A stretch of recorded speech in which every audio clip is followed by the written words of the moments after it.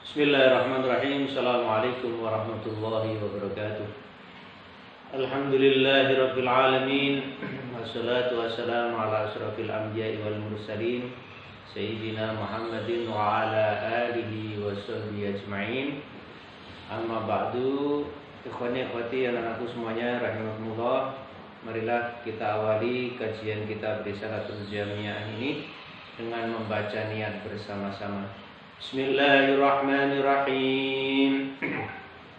Nawaitu ta'alluma wa ta'lim wa tadhakkura wa tadhkir wa naf'a wal intifa' wal ifadata wal istifadah wal hatha ala tamasuki bi kitabillah wa sunnati rasulih sallallahu alaihi wasallam wa ad-du'a ila al-huda wa ad-dalalata 'ala al-khair ibtigha'a wajhillahi ta'ala wa mardatihi wa qurbihi wa thawabihi subhanahu wa ta'ala ala hadiniya wa lakum sholihah nawaina gana wasallamana sholihun biadun nasabah al-fatihah a'udzu billahi minasyaitonir rajim bismillahirrahmanirrahim alhamdulillahi rabbil alamin arrahmanir rahim maliki yaumiddin iyyaka na'budu wa iyyaka nasta'in ihdinas siratal mustaqim siratal ladzina an'amta 'alaihim ghairil maghdubi 'alaihim waladdallin amin. Bismillahirrahmanirrahim. Qala al-mu'allif rahimahullahu ta'ala wa nafa'ana bihi wa bi ulumihi fi dharain amin. Ila anqal, kita lanjutkan dalam kitabnya halaman 13. Bisa diperhatikan wa annal qur'ana wa jami'a kutubillahil munazzalati haqqun. Ini yang kemarin kita bahas pertemuan yang lalu bahwasanya meyakini kebenaran Al-Qur'an dan seluruh kitab-kitab yang diturunkan Allah ini adalah suatu hak ataupun suatu kewajiban kita semuanya. Terus wal malaikata haqqun, dan kemarin juga kita bahas bahwasanya meyakini adanya malaikat adalah wajib juga. Nah, setelah itu nanti kita akan membahas wal jannata haqqun, permasalahan yang ada di alam akhirat, yaitu di sini disebutkan wal jannata, adapun jannah ataupun surga haqqun, sesuatu yang hak, sesuatu yang pasti adanya.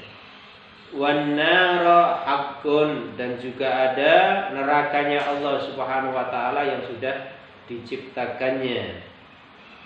Wa jami'a ma jaa bihi sayyidina Muhammadun sallallahu alaihi wasallam haqqun, dan semua yang diberitakan oleh Rasulullah sallallahu alaihi wasallam adalah sesuatu yang hak atau sesuatu yang sudah pasti benarnya.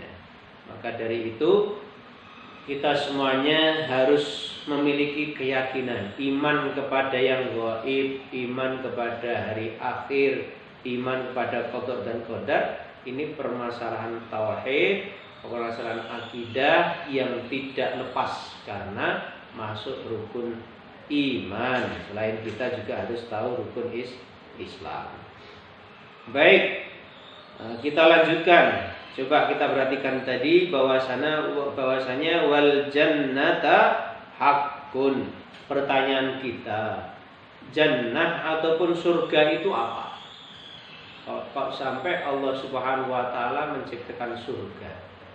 Pertanyaannya, kalau dalam hal ini kan surga ini permasalahan yang ada di akhirat nanti atau di alam setelah alam dunia. Kalau Allah sudah menciptakan surga yang ada di alam akhirat, sekarang kita ada di dunia, kira-kira sudah pernah merasakan surganya Allah atau belum? Atau kebalikannya, di dunia itu ada surga atau ada neraka atau tidak? Ternyata itu pernah diisyaratkan oleh Rasul kita Muhammad sallallahu alaihi wasallam. Apa? Di surga itu ada, di dunia itu ada surga, dan di dunia juga ada neraka. Coba kita ingat salah satu ungkapannya Rasulullah dalam menikmati surganya dunia. Surganya dunia di mana? Surganya dunia berbentuk apa? Dalam hadis ini disebutkan ternyata surga yang ada di dunia sudah ada. Baiti jannati, rumahku adalah surgaku. Ini isyarat bahwasannya orang yang menikmati di dalam rumahnya untuk ibadah, di dalam keluarganya, untuk mengabdikan diri kepada Allah, secara tidak langsung dia itu menikmati surganya Allah yang ada di dunia. Namun kebalikannya, kalau di rumah saja sudah tidak merasa nikmat, kalau di rumah saja sudah tidak merasa tenang, maka jangan harap dia bisa menikmati surga. Namun apa? Kebalikannya, ada kalau istilah usul fikihnya itu mafhum mukhalafah.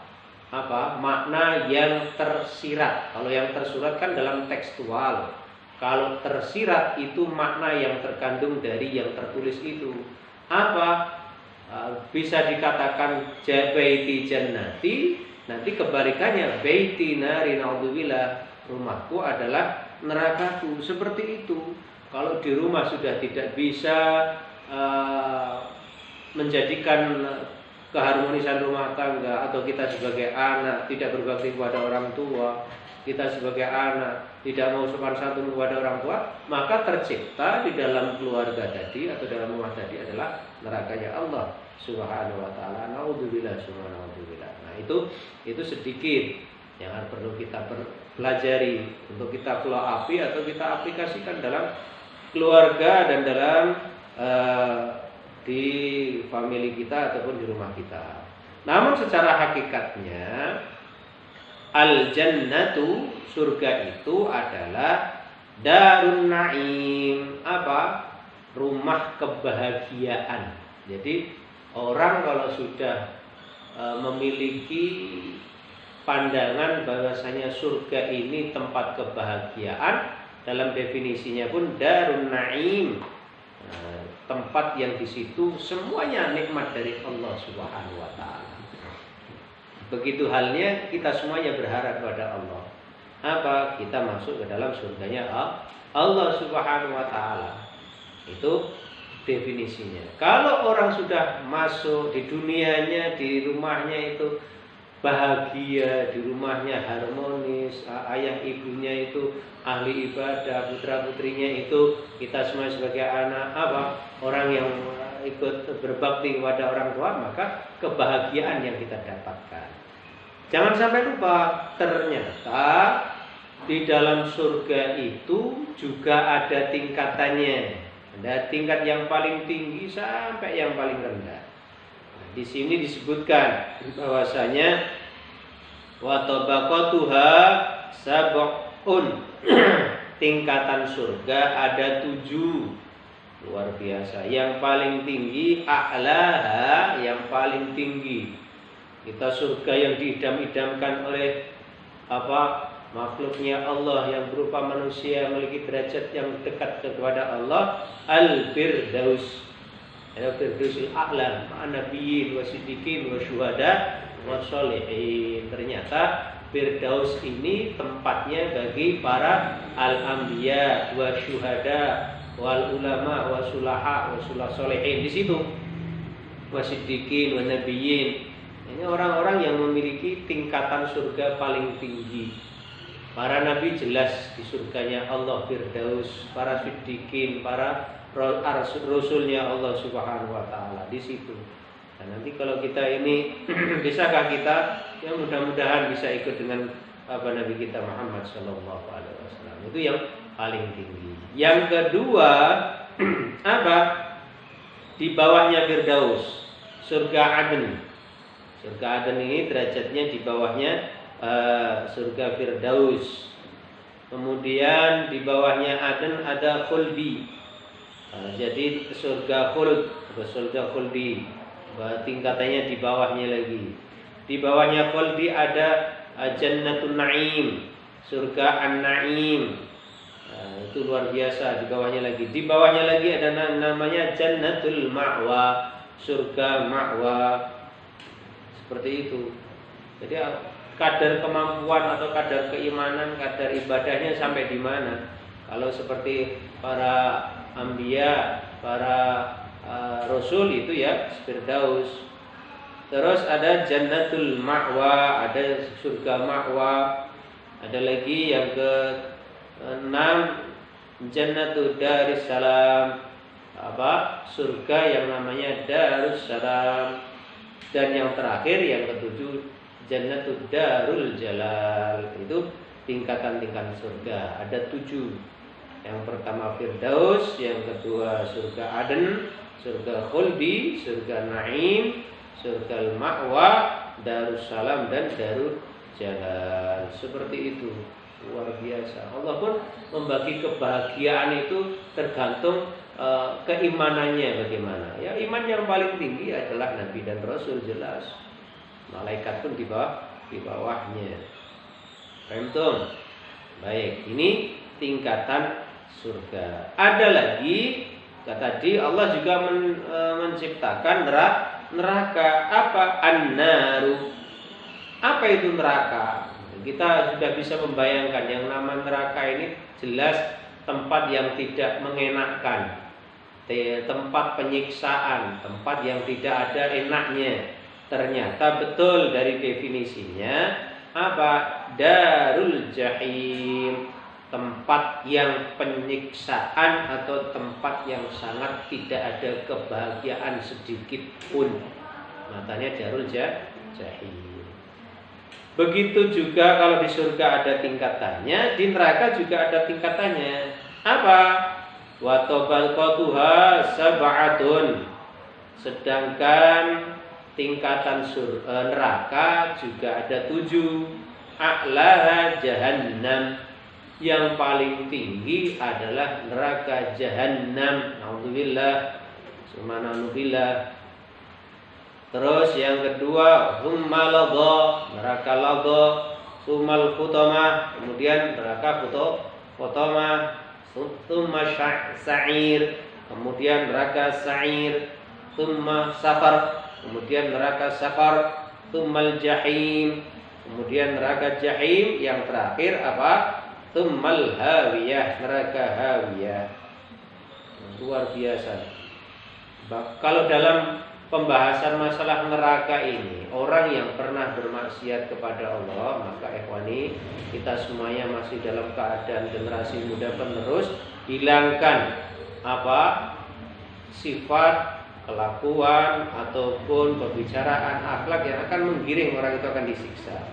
Padahal siksa neraka yang paling ringan itu apa? Wa aqallun nasi adzaban yaumal qiyamah. Paling minimalnya azab manusia ketika di hari kiamat, man yalbisu na'lain, dipakaikan kepadanya apa? Sendal dari api neraka. Yagli minhuma dimaghuhu. Na'lain min narin yagli minhuma dimaghuhu. Ketika orang tadi disiksa, paling minimnya apa? Dikasih sendal atau alas kaki yang dari api neraka. Dengan memakai itu, orang yang memakai tadi sampai saking panasnya otak yang ada di kepalanya sampai mendidih. Luar biasa. Naudzubillah. Ini berkaitan dengan azabnya Allah yang paling ringan.